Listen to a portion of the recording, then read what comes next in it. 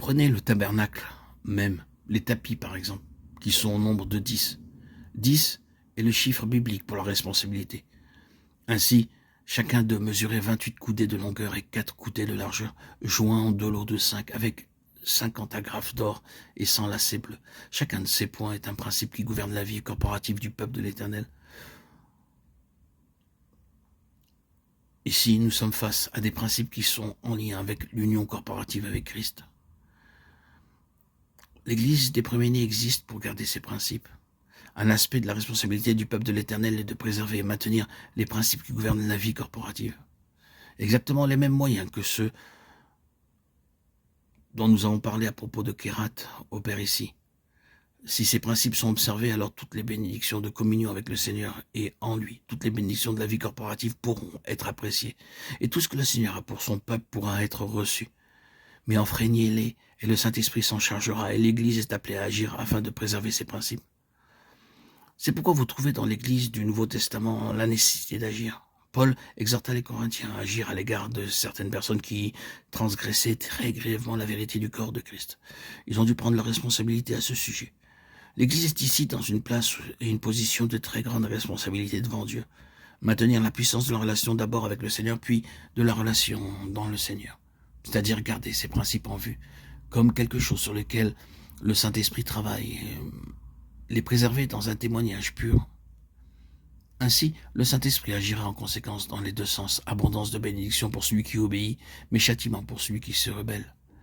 Nous passons alors à la troisième partie du livre du Deutéronome chapitre 4, avec Merari, dont la responsabilité était les planches, les barres, les colonnes, les bases et les ustensiles.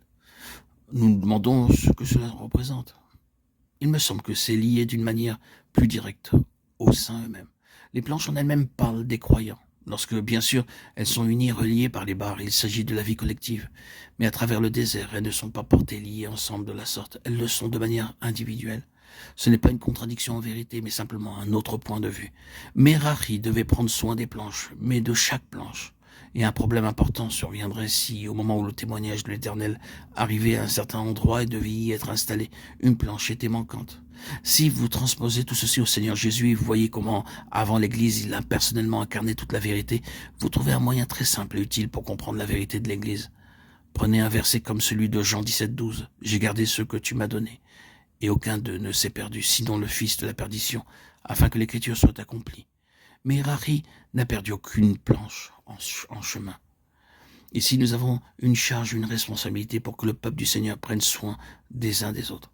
Il est très facile d'obtenir le grand déploiement de doctrines, de vérités, de formidables généralités et d'oublier que la mise en pratique s'effectue au niveau individuel.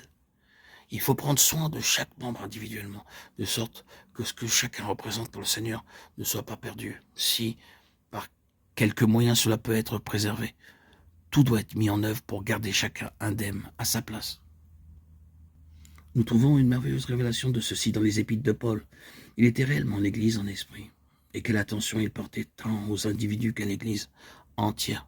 Regardez ces listes de noms qu'il annexe à ces lettres. Lisez la fin de la lettre aux Romains et remarquez tous les noms personnels. S'occuper des planches consiste en cela. C'est le véritable ministère lévitique. Nous chutons beaucoup sur ce point. Que le Seigneur nous corrige par sa parole.